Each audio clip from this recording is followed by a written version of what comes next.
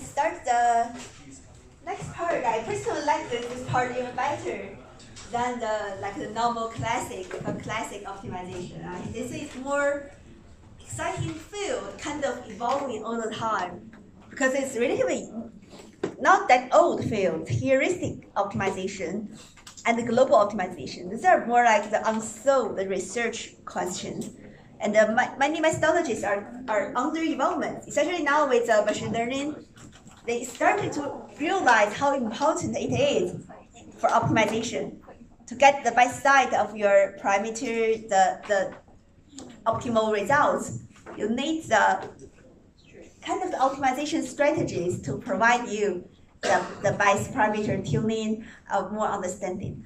And those are the new methods. So compared with the normal classic-based those solving strategies, we have more opportunities here. You can even design your own heuristic methods because it's basically nature-inspired methods. A lot of things can give you some ideas how to make one optimization problem. Okay, so the global optimization, it's really that we initially introduced is many algorithms will get stuck to a local optimum point and stop searching for the next optimal solution. So it's regarded as a local optimization methods. Most of the methods we have studied have been learned are all the non-global optimization. Right? Unless it's convex, once you search for the optimal point, you can guarantee the local optimum is also a global optimum. But most of the process we did not guarantee the solution we got is a global optimum if the initial problem we don't know is convex. So it's quite challenging to solve the global optimization problem, especially for non-convex problems. So today we will focus on the heuristic type of optimization. We can show later what it means, and show you some typical methods that are generally regarded as global optimization methods to help us understand further the problem. So recap, we just learned previously, don't have to, but it's still stochastic. Why we learn the stochastic, how we define the different stages, and at each stage have different scenarios. So those are the stochastic programs. So stochastic, multi-objective, those are like more functional realization of the basic optimization of linear programming, nonlinear programming, integer programming we have learned. Those allow us to consider more in-depth features of different objectives, of some uncertain parameters. How do we solve that? But then in further, we want to move to the solving strategies. How do we even guarantee our solving process will give us a global optimum point? And how we can improve those strategies to increase the efficiency of computing, to get better performance of convergence, and try to get the global optimum. These are the targets of the heuristic optimization. And it's even we can say it's a branch of AI because it's optimization algorithms is very important to realize the machine learning in its true meaning. So we can introduce more later in the next lecture. But the search for the global optimum of a multi-dimensional function is a very difficult and challenging task because the problem itself is very complicated. And you find the optimal point since you meet the criteria of convergence or get to the kind of optimal point. The global optimum cannot be guaranteed. Especially using the previously we have introduced a lot, so we call it derivative optimization method. If you recall what we have learned, we always try to get the gradient based on the current search location and get the gradient, either to go through the steepest gradient direction or to try the Newton method. Those are all the derivative optimization approach, or the conjugated gradient simplex methods. All those you have to rely on the current gradient and calculate the derivative. And it will converge to the nearest local optimum, as we before discussed. So it will, based on different starting point, it will get to the nearest point, local optimal, but without searching, keep searching for a global optimal solution. So we have learned those methods, right? Before we learned grid search. How do you draw a grid and search either based on gradient or based on random search to find the solution? We learned the branch and bound for integer programming. It's quite important, branch and bound, to find the relaxed problem and further to find the optimal on each branch. And those are, we didn't use in detail, but it's more like how we use cut intervals. Remember before we can use multi-stars or the grid search. It's kind of based on different starting points, and it's also grid search methods. You need to have different intervals to keep searching. So those are methods are, we call it exact or deterministic methods. They are still based on some rules to search in the current space. And this, again, it will give us the optimal solution, but we call it the nearest local optimum. So how can we guarantee a global search? So this will be a lot of fun algorithms here. We call it a lot of nature-inspired programming recipes. So those are like how the nature is quite amazing, how they optimize a lot of things along the long-term natural history. So it's a lot of the rules, unexplainable, but it has some magic meaning when you mimic these bio-inspired rules to turn that to some algorithm. So we call those general methods kind of the heuristic methods. So it's a lot of those global search methods inspired with a natural process. So we will focus on 3 of them today, which are also commonly used, but it's more than the 3. They have, researchers have been keeping developing new methods. If you see some really amazing natural phenomenon, you can also try to get motivated to develop some methods based on that. That's also possible. But here we will show you simulated annealing, so which are also regarded as global optimization, motivated by the process of iron and steel making, how they do the annealing process. If you get some, later on we can show you. And genetic algorithm, GA, genetic algorithm recently has been widely used in the machine learning methods, AI, to show very strong performance compared with many other optimization methods. It's basically based on how nature makes the genetic evolution. It's kind of evolutional algorithm based on the genes. So we show you the details and what's the strength of it. And also the particle swarm optimization, PSO. So this is also a very interesting method. So you can generally call it a swarm intelligence. So it can be the ant swarm, like ensemble, a group of the animals. It can be the ant, can be the bird. So those swarm intelligence, they have many rules how animals interact with each other and search for agreement, search for directions. So those swarm, here we especially show a particle swarm optimization, PSO. It's very good performance in many of the large-scale problems as well. Right, so just from the definition, again, we want you to know the foundations once you know the new methods or new concepts. Right, so heuristics are the rules to search to find optimal or near optimal solutions. So heuristic itself can be like just rules. You can define it. So a lot of the rules that we use in the supply chain inventory management, we call first in, first out. That's in inventory, the first product in, they will first sell the product. Or the first, you can have the last in, first out, which means the most fresh components product come in will be sold first. So those are the rules. When you manage the inventory, the storage, or you can say the earliest due date first, just give some rule. okay, the deal is I have to submit my design project tomorrow, so I have to sacrifice my time in the optimization course tonight. If that's your rule, then this is a heuristic. Right? So heuristic basically means the rule, our largest processing time first. We'll do the kind of the high performance computing, how do you assign the tasks was the order, and the shortest distance first. So those are the rules. All the rules, if you have some rule-based optimization, those are the heuristic methods. But those heuristic can be constructive. So you build a solution piece by piece, like you step 1, step 2, you found this solution. Or it can be improved.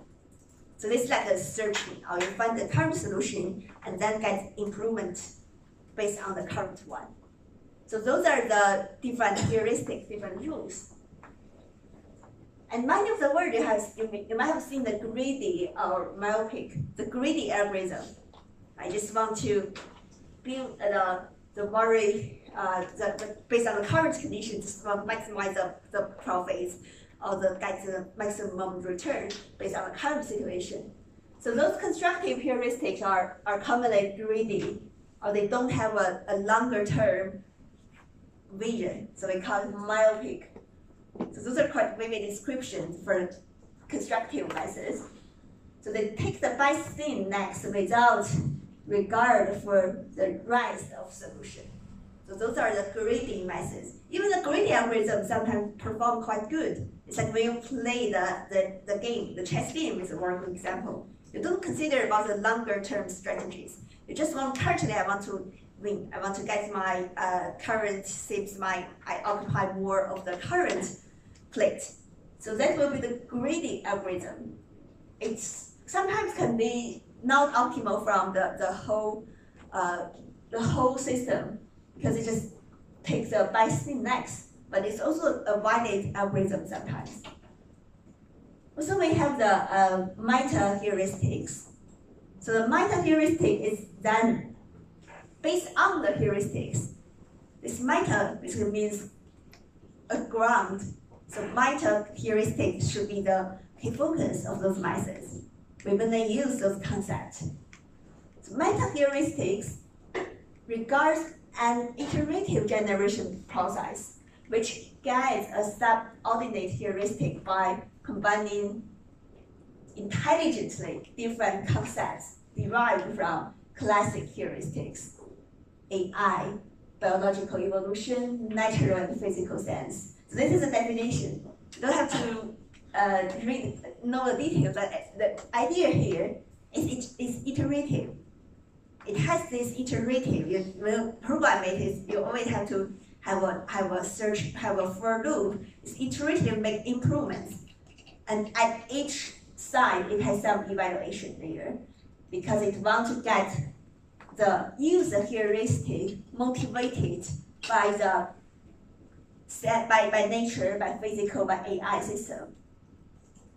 So it's able to explore and exploit the search space. What does this mean? So now in AI, we also say, I want to get to know my search space, but also trying to optimize within and even beyond the search space.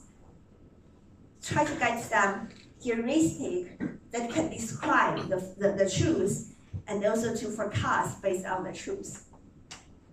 So that is the Meta-Heuristics. You want to use a learning strategy to structure information. So the goal is to find the efficiently near optimal solution. So again, it's no guarantee I will meet my global optimization solution. It's never guaranteed for those, but it just proved from your results, you can see it's keeping improvement, and at a certain point, you can see it's very close to the final global optimal point. And you have some stop criteria to say at this point, it's optimal enough. So this is a way, it has a lot flexibility within it. You can operate the algorithm, but it's very useful. You can iteratively to use the algorithm to explore and exploit the space. Right, so we show some, start with like a chess game, but it's not a real chess. Just those kind of game You might have played when you have as a child, you just want to put with some rules, right? So you always play a board game with some rules. Like if in this case, I would say put the n queens on an n by n board with no 2 queens on the same row, column, or diagonal. So if I give you such problem, I want to use optimization to solve that. Is it possible?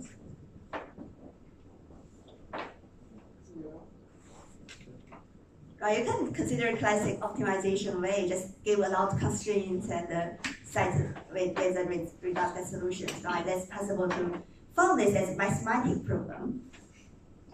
But here we can also use this kind of the step-by-step heuristic ways to do the operation.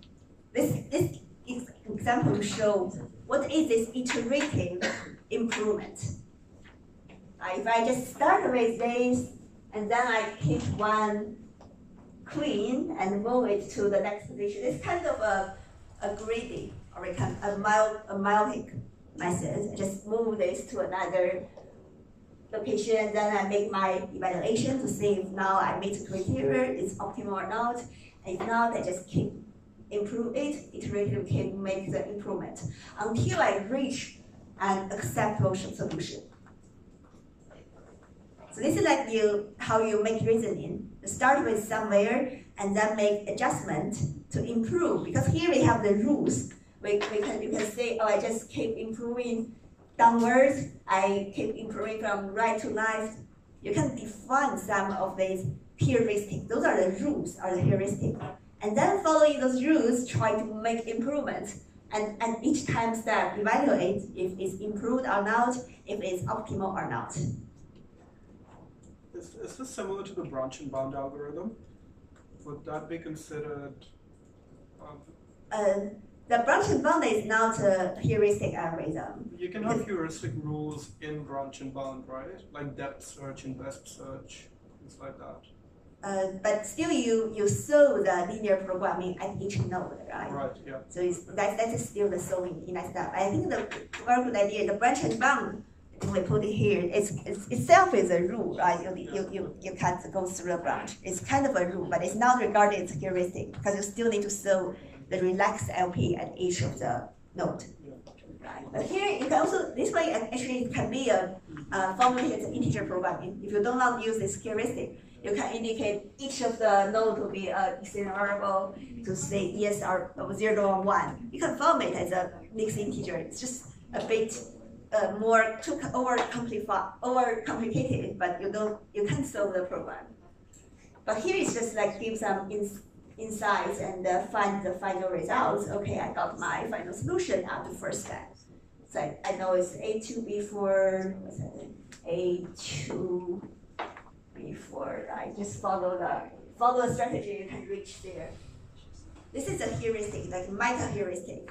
If you want to use some rules. So what we want to introduce here is mainly the meta-heuristic inspired by nature. So those are the algorithms that show very strong potential when we solve that. Again, those are the general solving strategies. They're not tied to any of the problem we see. It must be used for linear programming, nonlinear programming, or integer. Those are the general framework. So for those branch and bound, you say it must be integer, so you cut the branch of thing. But the meta-heuristic are more like a solving algorithm, solving strategies, define certain rule, but it can be used to solve any problem formulating, any of the optimization problem. So that's the strength. They're not tied to any type. You don't have to make an evaluation first to say what type of problem it is. And those inspirations from nature, like the simulated annealing, we say, it considers the molecule or crystal arrangement during the cool down process. When we make some metal, you normally heat it up to a high temperature and then let it cool down. That's an annealing process. But in this annealing process, you kind of open the structure of the metal and then make it crystallization again. Right, so this is a physical process. When in ancient days, people are very familiar with those when they make some their metal works, make some they use a lot of high temperature metal work, and this structure becomes quite tight in this simulated annealing process. So this will use that process to indicate how to use that to get optimization. And then the evolutional computational, especially the genetic algorithm. So those are evolutional to tell how our species makes the evolution in history. That's through the genetic editing or also other type of some immune algorithm. A lot of those, they can be inspired from the biological system. And also some other methods, the table search, the ant or swarm intelligence. We won't touch a table search, it's just like a table problem, but we will show you the swarm intelligence. It considers how individual and the group behaviors use the communication from each individual with a group, with a swarm. So the advantage of course these methods, we say they are not constrained to one type of problem. They're very flexible, and they are often global optimizers. So we say global optimizer, which means they are able to continue to search beyond the one local optimal results to continue to find the several optimal points here. And they're often robust to the problem size because it's based on the evaluation. So those problem size won't be, they're not very sensitive to the problem size. So they're normally better when it's very expensive to use the traditional methods. If it's very efficient already, just use the branch and bind those methods. You don't have to move here. But if it's very expensive to use the traditional gradient-based methods, you can then think about how we can use the heuristic methods. Because these methods are quite robust to problem size, the problem instance, and the random variables. So it doesn't care too much about how the problem itself is like, because it's only evaluate the value from the objective function. Later on, it will show you. Right, but also it's a disadvantage because it's often requires the problem-specific information. You need to follow the problem to get some information within it to make the evaluation of the objective function. And this convergence may not be guaranteed because just make every evaluation and based on the heuristic to go next. You can keep searching forever without finding optimal solution. So it's also not guaranteed convergence. And also, most important, I think it's because it's no theoretical basis. So people sometimes still regard those as just you use another black box to describe this black box, like machine learning. You just train a neural network model, train a very good model to describe this process.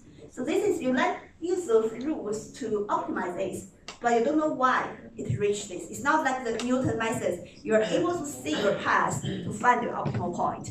So those methods are like you just keep searching and got the solution.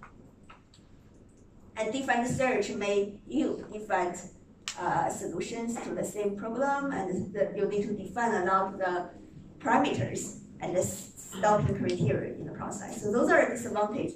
But overall, when our philosophy is nowadays for a very complex or very computing expensive example, you can try those methods. It may give you very good performance. Okay, so let's start with simulated annealing, SA. So we just tell you it's inspired by the medullary, the process of the annealing in the metalwork.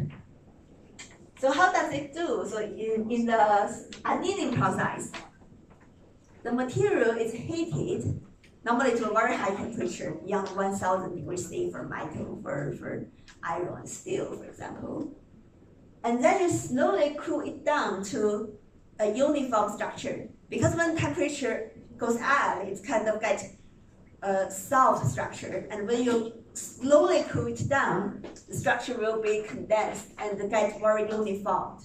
So this is a rule from the physical world. And then we got the idea, can we use this process to describe the coding process? Can be used to search for my optimal solution, right? So it's not too long ago. The very first SA algorithm was 1953 initially developed.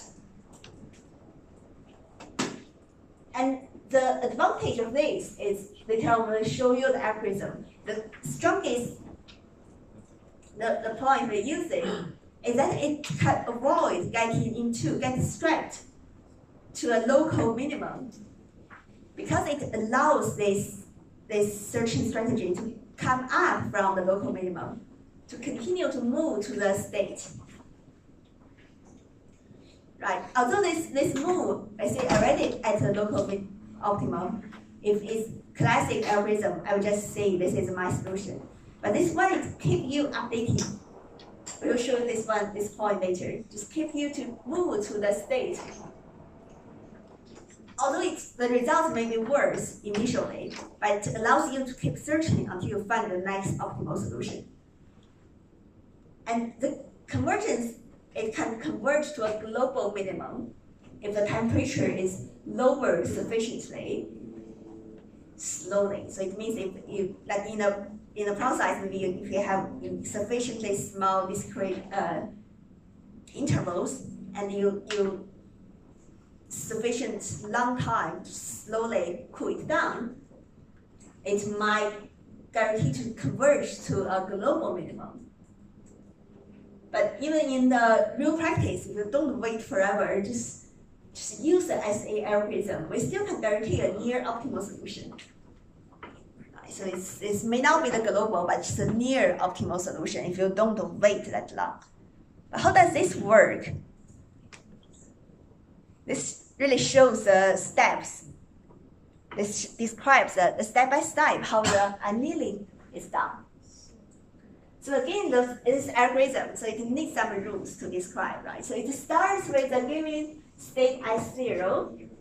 So this can be any starting, or you can, based on your model, to decide your starting point. So this is a point in the multi-dimension parameter space, S0. At this start point of your state, you have a cause. Or here we call it energy. So this is the E of this S0. This is a problem. This cause can be your objective function, actually, because you want to minimize this cause. In the annealing process, you want to minimize the energy to make it at a very steady state. But here you want to minimize the cause. This E is S0. You calculate it. And here the temperature, you set temperature to be T, initial temperature. And then we can consider, this is the first step. Step 2 is we consider different state S1. Right? And then we got the corresponding cause or energy ES1.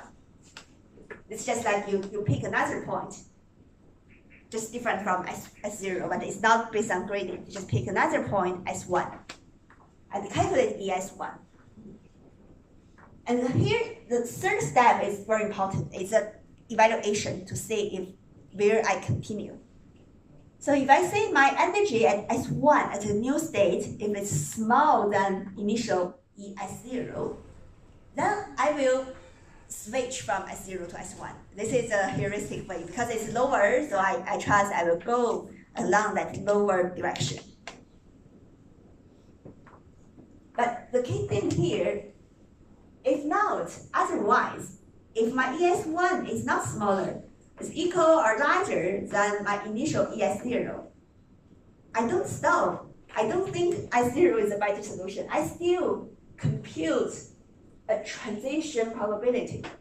So this probability is very important because it allows, although this S1 seems not a promising solution, but I still has certain probability to go to that state. That is a natural process. It's nothing absolute. Although it looks not promising, but still has a probability to go, to make the move. Right, so if here I have the ES1 larger or equal to ES0, I will then compute a random number P So I got this random number P uniformly distributed in interval 0, 1. So this is algorithm. It's just like computer to give you a random number between 0 and 1. Okay. So you got this number, this number, this is a fixed number. And if this random number is smaller than the probability, then you're calculating probability, which means you have a larger probability here than the random number P. Then you make the move. So this seems quite something random, but it has a logic behind it. Because see how the P is calculated. This P from S0 to S1 is calculated using the energy equation. You might be very familiar with how the energy equation, those kind of thing is calculated, affiliated with certain state. Because you know the current temperature and the counts. Then you use exponential, this exponential type of to the minus the energy difference over T. So this is a probability we define here to make this move.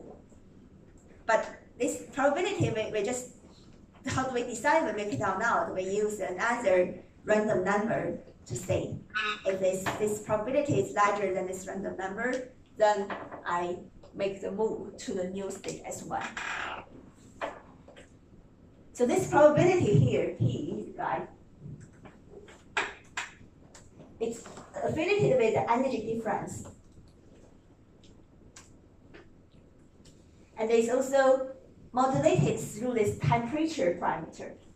So this temperature parameter is important because this temperature at each of the round you can update the temperature. Let's say after this step, you decide to make the move. Then you again go back to step 2 because now you move from S0 to S1. Or you decide not to make the move, you stop. If you make the move to S1, you will then lower, go to step 2 and then redo the process. But after certain steps, after certain iterations like this, you will lower your temperature. So in the real process, it means the annealing is like cooling down. Right? So after you search for several, it's time to cool down to the next temperature. So when you move to the next one to after certain iterations, you will get a lower temperature. So this temperature parameter, its parameter is set as a number, but it's keep updating after certain iterations. But what's the nice thing about it is when you see the probability setting, this can be modulated with this temperature T, right? If you have the temperature to be very large, at the initial it's very high temperature, right? If it's a very large temperature, then this exponent term will be almost to 0, right? If T is very large, then this term is very small. So this term will be almost to 0. So e to the exponent of 0 is what? Value is 1, right? So it means this probability is 1. So for any random number here, this will always hold. You will always make the move. So the probability of any move approach 1. So it means that the temperature is high, this state is kind of not optimized. It's kind of at a high energy state. It needs a further cooling down. So at this time it keep moving. But when this temperature is lower enough, like you reduce the temperature approaching to 0, then think about this. Then it's like e to the exponent of minus infinity, right? So this probability when t tries to be 0, this probability tends to be 0 as well. So it will stop to make the move. So in this way, to use the temperature to indicate the probability, it will get the whole process to go from a super large, high temperature with a high probability to move until a lower the temperature and the lower probability to get to the optimal point. So this is searching process. You just keep the temperature lowering down and keep searching for next optimal solution. So this is the annealing, simulated annealing process. And what's the nice thing about it is, again, like we said, the objective, if you want to get the lowest point, right? If we have the boy to have the balls or to go through the searching process, okay, if we use some grading algorithm, just only care about my current profit, just go similar to steep gradient. Just want to be very aggressive for my current profits. I just go to this, get trapped in the local optimal solution here. And most algorithm will not keep searching because it's already a local optimal. Feels very good. It seems like a good point to stop. But this simulated annealing is that the temperature here may still be very high. So it still has a probability to go beyond this. Although when it moves to the next point, it won't be a better move, right? The cost will increase, the E function will increase. But because the probability is there, it still can make the move towards this seems worse solution. So it goes towards this direction, and then after jumping out, it will be able to enjoy the large improvement. Because its probability is keeping it, allow it to explore more, choose this move to climb the hill, and keep searching for, if you got a large enough iterations, this SA will finally converge to the optimal, global optimal solution here. So that's the beauty of the simulated annealing method. So it's compared with those kind of the hill climbing algorithm because they have many local optimum. This SA method is able to slowly get out of the local optimum and searching for a global one. If you keep cooling down the temperature slowly, right? So you need to reduce the T slowly and try to find the one by one global minimum. So this is a nice thing about simulated annealing. And let's have an example to show how to use that. So the most classic optimization problem for heuristic algorithms is this traveling salesman problem. When you search for your projects, you might have seen this problem with search optimization. They very often use this traveling salesman. So this is very classic. How does this work? So it gives a tool, right? So it's like you play an NBA game or do a show, but it's a tool to visit a given site of cities.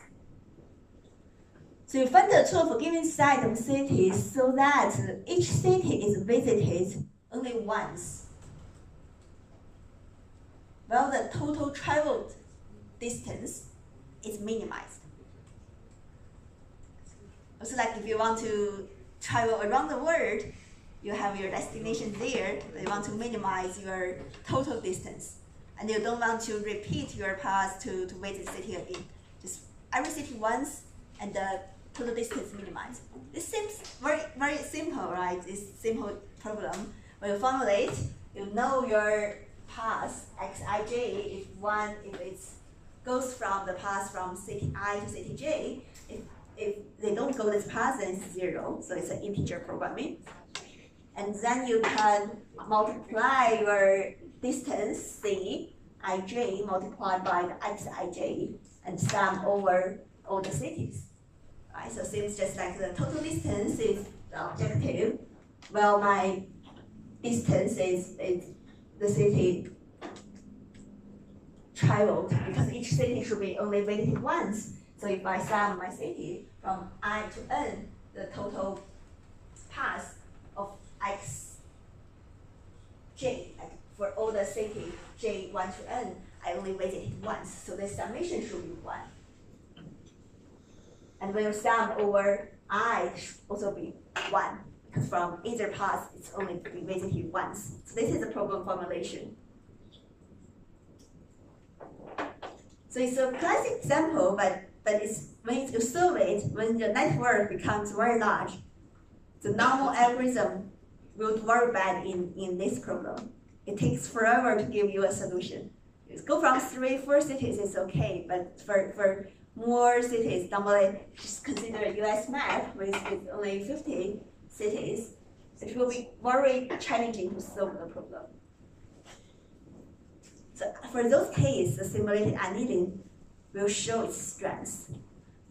So we can show you some of the examples how they use SA to study the traveling salesman. So this is a very nice website actually, because it's visualized the whole process. I'm not sure if this one is still valid. I remember last year I tried this, but this one is very nice. You can formulate this in MATLAB, in any of the, in Python, in the typical language environment. It's a lot to use simulated annealing to solve this. But this process, you can imagine, right? When you start from a chaos starting, the temperature will be very high. It will show you the temperature and will also show you the objective, the total to distance. But when it goes on the iterations, at each iteration, you cool down the temperature. It will also show you how the temperature is coming down, and the whole network will come into the minimized distance. Distance will be shortened. You can imagine in the end, for those kind of layout, the shortest distance is like you take this contour to this round tool to go through all the cities. Right? But to reach this solution is not easy. You have to come from a chaos state to keep cooling down the temperature and then evaluate the distance at each temperature and then give the solution. But that's how you see the simulated annealing. What are the parameters here? You need to give the initial starting point and then to define how many iterations you will run, and then cool down the temperature after several iterations. So those are the process to use the SA. So these are very useful when you sometimes use the software to solve that. Give a site parameter, it will use simulated annealing to give you the optimal solutions more efficiently for the large site problem like this. Okay, so that's the first method. And secondly comes to my favorite one, the GA, genetic algorithm. It's quite interesting, inspired by the biological evolution, and performance is surprisingly good sometimes if you solve the very complex problem. Right, so this one again we see the heuristic is not real constraint to certain problem type. It can be used for both constraint and unconstrained optimization problem. And this idea is based on the natural selection, the process of natural selection by Darwin that drives the biological evolution.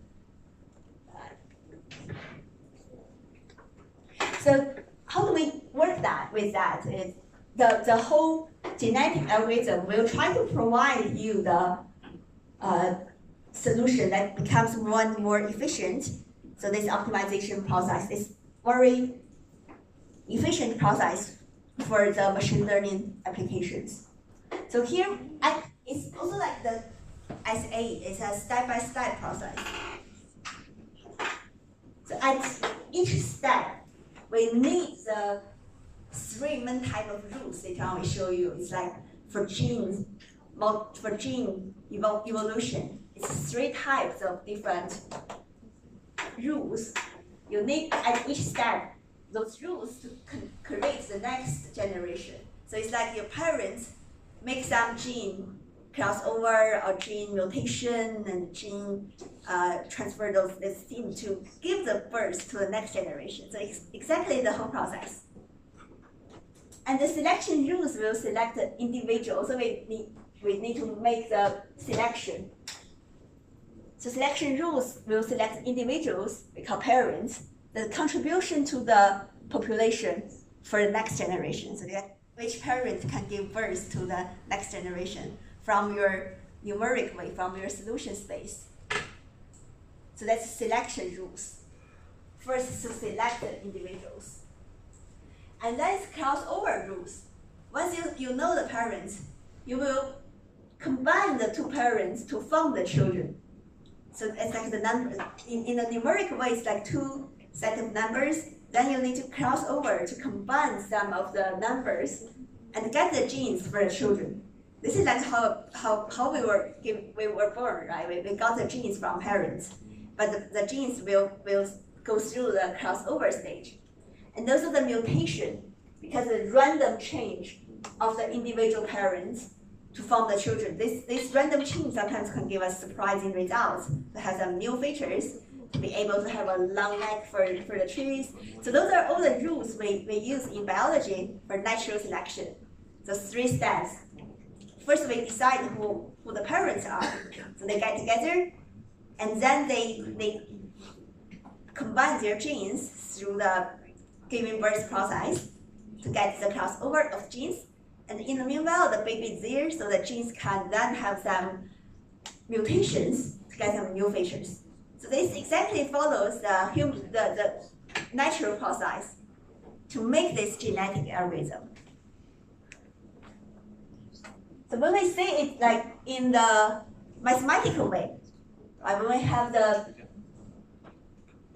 series of the numbers, when we have the problem here, we want to evaluate and get the next generation. Because now I got the current parameters and current problem here. I want to get the babies of this parent, of this current one. So I start this GA following the process.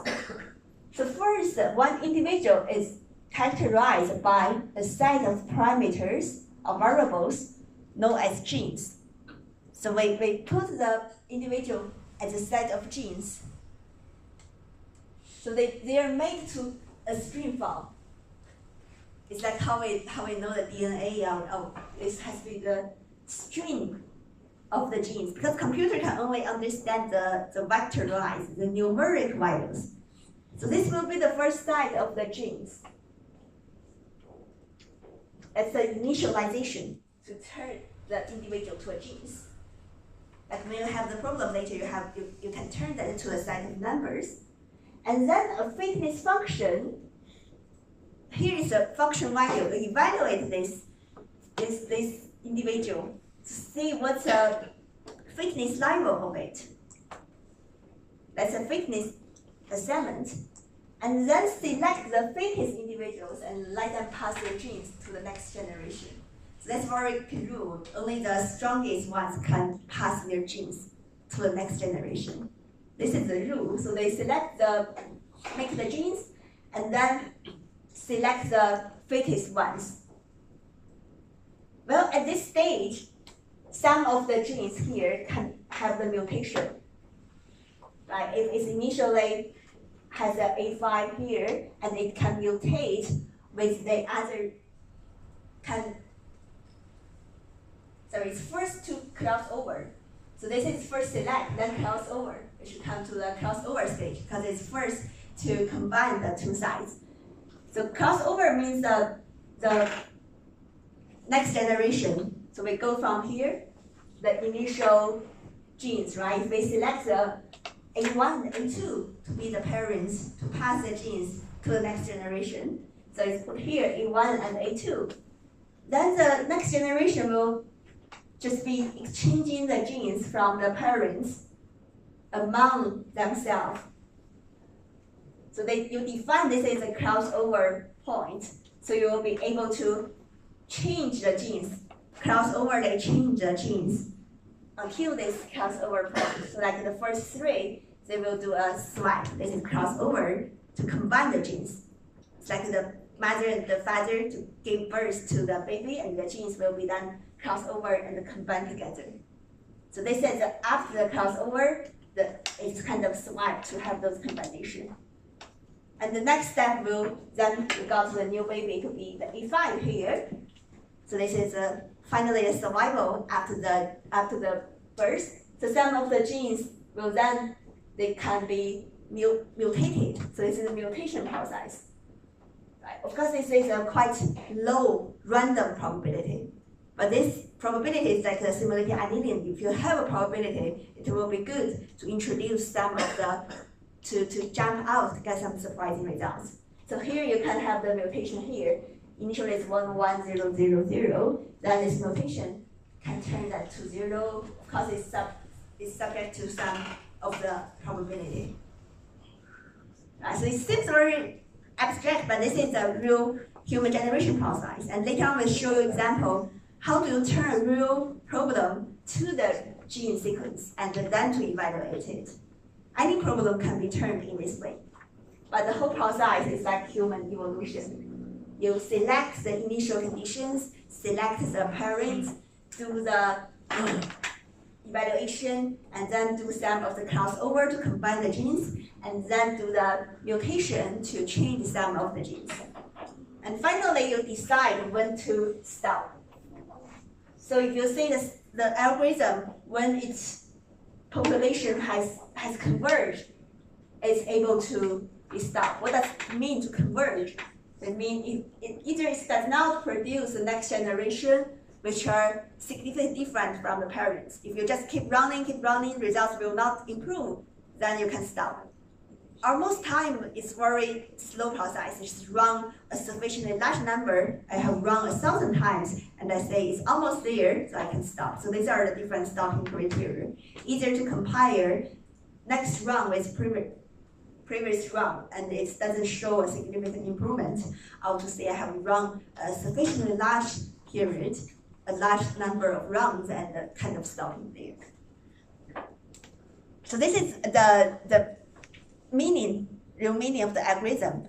But when you run the pseudo code, you can get more sense how this works.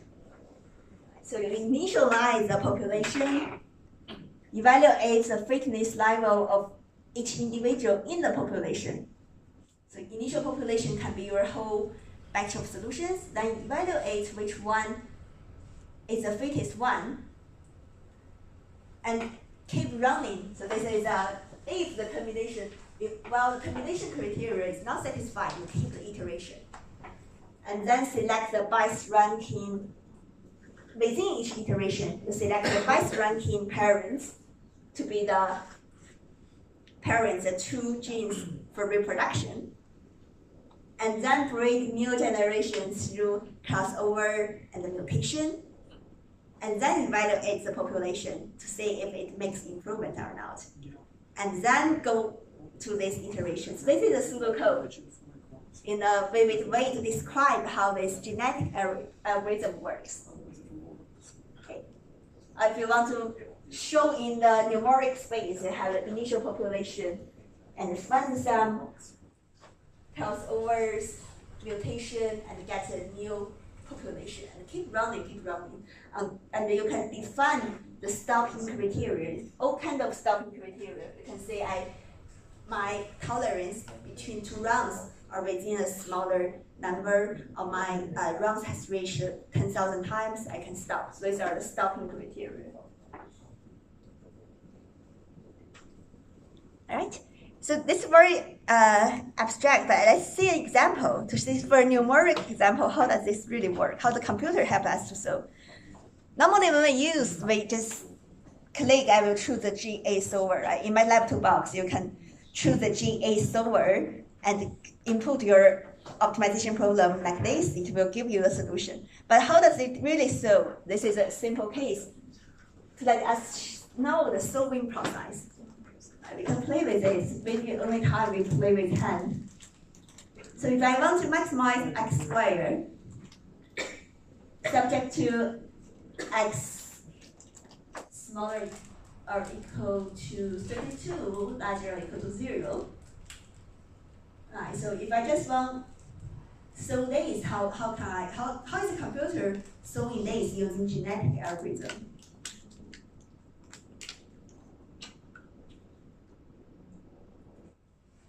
Think about this. How do you use a gene sequence to represent the numbers?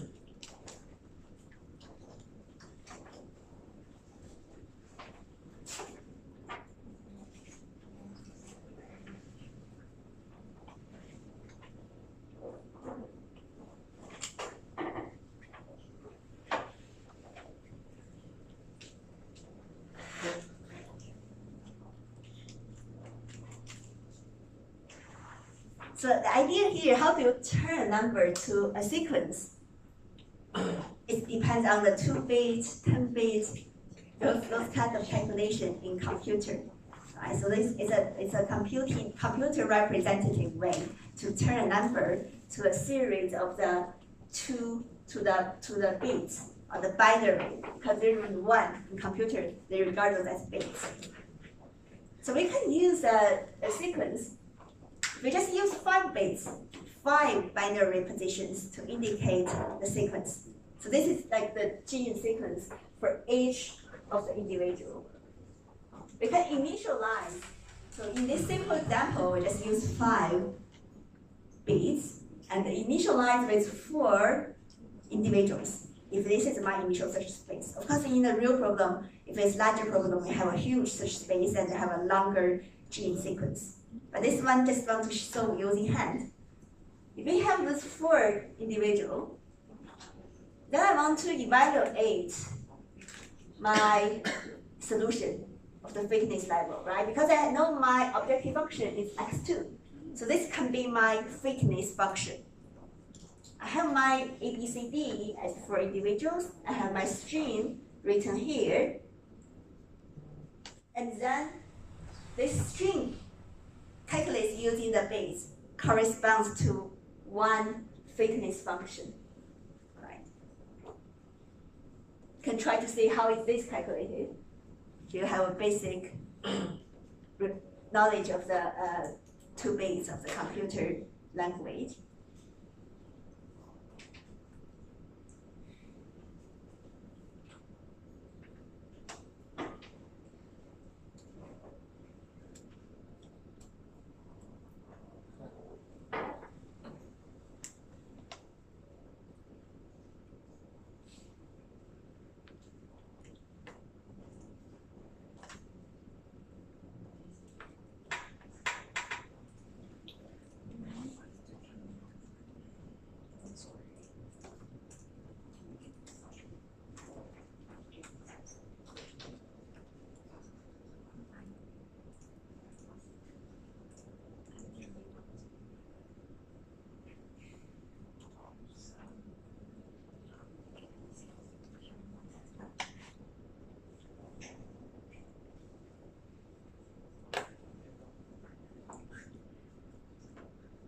So you need to turn the string to a value, to a fitness function here, right?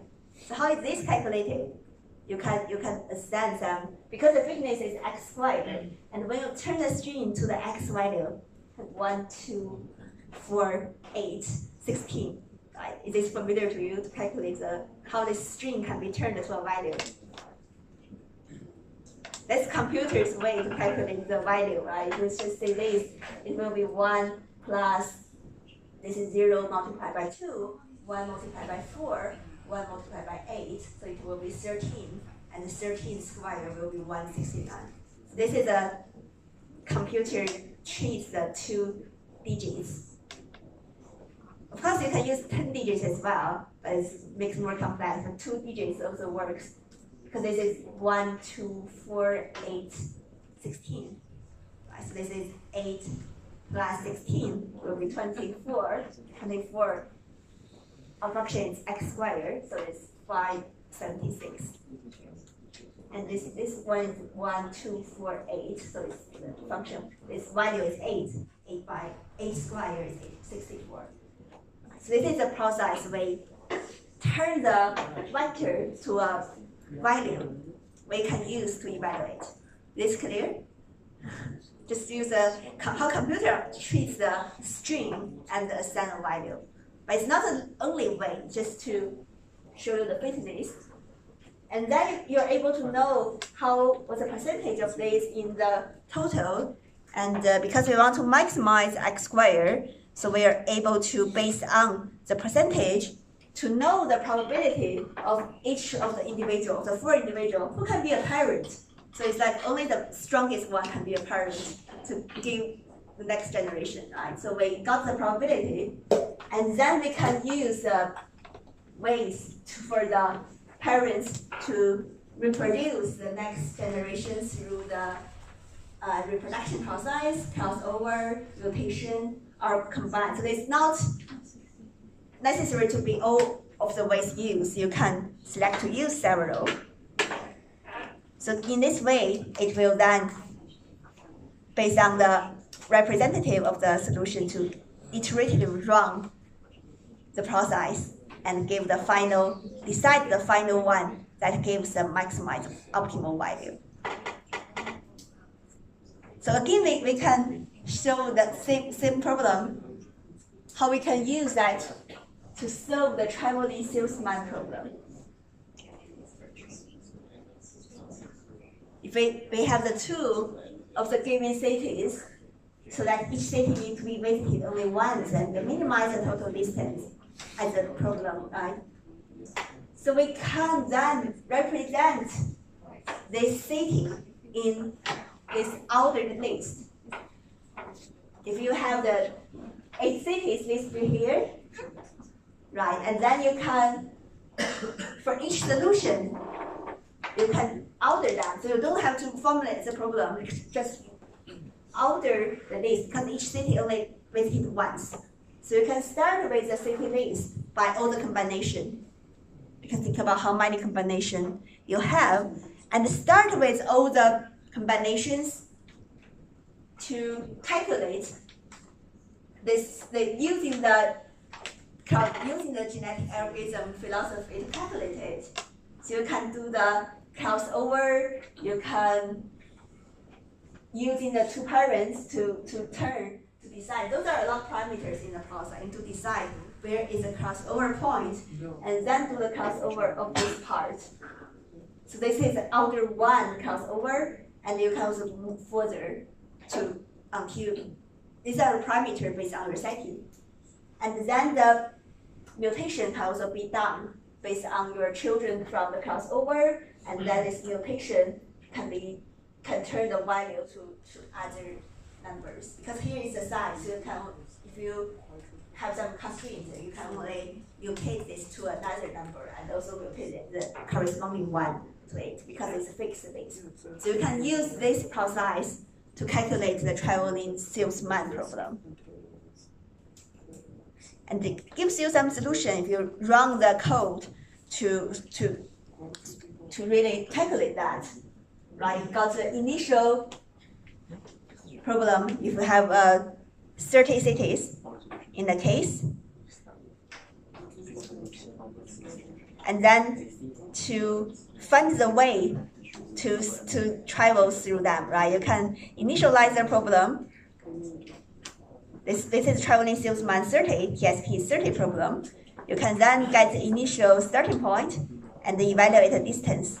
It's quite a long distance because it's kind of a random connected. But then keep running the algorithm, because now we have a 30 vector. We can then keep the evaluation, keep the crossover, keep the mutation, and then until you run sufficiently large runs, you can see the improvement, right? Just after running for more and more runs, you can eventually reach the optimal solution for this TSP 30 problem.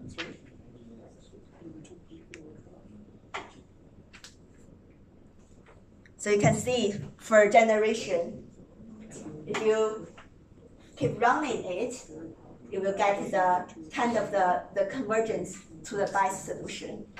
If you run 100 generations, you can kind of get the final convergence. So it's just a process. We show you how the genetic algorithm and the simulated annealing can be used. The general philosophy, the pseudocode is giving a sense how the part is. When you use it, you most time just use click to choose the solver. But this process gives you like the solver will do a lot of computing, but very efficiently. The computer is so good at the digitalize the processing. So they will fast do the evaluation, do the evolution, and then get the final results. So a basic comparison of those two methods, because those are two commonly used. The SA is by the metal, motivated by the metal work. GA is by biology. And you have the function to be optimized. One is an energy function, one is a fitness function. But those are also linked to your objective function. in your original problem to evaluate. One is regarding the energy, one is the fitness of a person. And then the selection for the new state, the first one is a stochastic sampling. So remember, the energy state is E minus delta E over T. So this is the Boltzmann type of the energy state. Because learned the physics, those are defined as Boltzmann energy states. So it's used to describe the energy difference between two states. So this is stochastic sampling process. Well, the genetic algorithm is through the mutation and the reproduction of the fitness. Right, so you can see it's kind of a different process to just randomly choose or through some of the nature-inspired evolution. So those are the commonly used two methods. And lastly, we just have a quick look at the swarm intelligence, because this is kind of a different idea of the previous two. Previous two are very similar. You got a function to evaluate, you got to search for the next one to improve it. But swarm is like you have a group, you search with a group together, like you do the birds or do the ant. So it's also a general purpose optimizer. And then each of these individuals, if you start, and they will pass information to each other. They have their own decision-making process. Well, they also give their message to their neighbors. So they got some of the social behavior. The neighbor, their friends will be able to hear some information. So if they say this is a good direction, this is a better one, one will drag the others coming to the optimal one. So this way they will mutually collect the information. So this is the idea. So this is also a global problem. It can be used to solve problems with constraints as well, and the gradient free. And nice thing is this kind of algorithm is easily parallelized. So when you use computer, you can parallelize it very easily to solve, especially for swarm, because it's so many different agents. So those agents can be parallelized for computing to be very efficient. So you don't have to know the details. I still want to show you the idea. Right? So how does this solve? The idea is for the swarm to find the next position based on the current position plus the velocity. So just like now I'm at X position, I will know the V. V has a direction and the length, and to move to the next direction. Right? It's like the gradient, but it's not based on gradient. Well, this V is decided by the initial velocity plus two terms. One is the particle-based position. So one particle or one agent in the swarm, in the group, will decide this is my personal best strategy. Well, the global best position will also be determined. Like for a whole group, I know the next one is for the best for my whole group. So it's written in this way to combine the three considerations with one initial, one personal, one global together to decide the next velocity to go.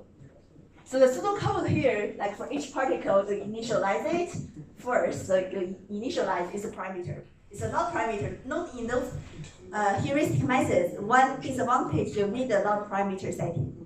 So normally you use default parameter, that's quite good performance already. But if you want to improve performance, tuning parameter, like every machine learning task, in the end will turn to a parameter tuning. So this will be a huge task. But normally you just need to initialize the particle to get the parameter, and do for each particle, calculate the fitness level. If the fitness level is better than its personal best, then set the current as a new personal best. So it's also based on the fitness level. You still need to calculate the fitness function, kind of objective function, and then go to the personal best. And after this personal loop, you need to have the group loop. You have the choose a particle with the best fitness value of O. So every particle knows their personal, but they will then compare the individual personal to know the global best. Right? Then for each particle, you can calculate this velocity based on this function and then update it based on calculate the velocity based on this function, and then update the particle position based on this function, and then end. So this is one iteration. You just keep iterating until you make the maximum iterations, or the error is small enough, which means that between the two iterations, the function will not increase sufficiently. So then you can stop. It's a stopping criteria. So this is also quite efficient, just based on the global effect. By adding those information, you then get the thing. So you have some random number added just as tuning parameter as well. So this is the algorithm. It's very interesting when you want to get know the details, how to tune the parameter, you can learn more about those algorithms here. This is also used a lot for the machine learning, parameter tuning, or if you got a machine learning model to use it to optimize the some design. So it's also used commonly. All right, so that's the content for today. I think we still focus on optimization, but more heuristic methods. So hopefully you know some interesting insights from here, and then you in future try to use it more innovatively. Enjoy the learning. Okay, thank you.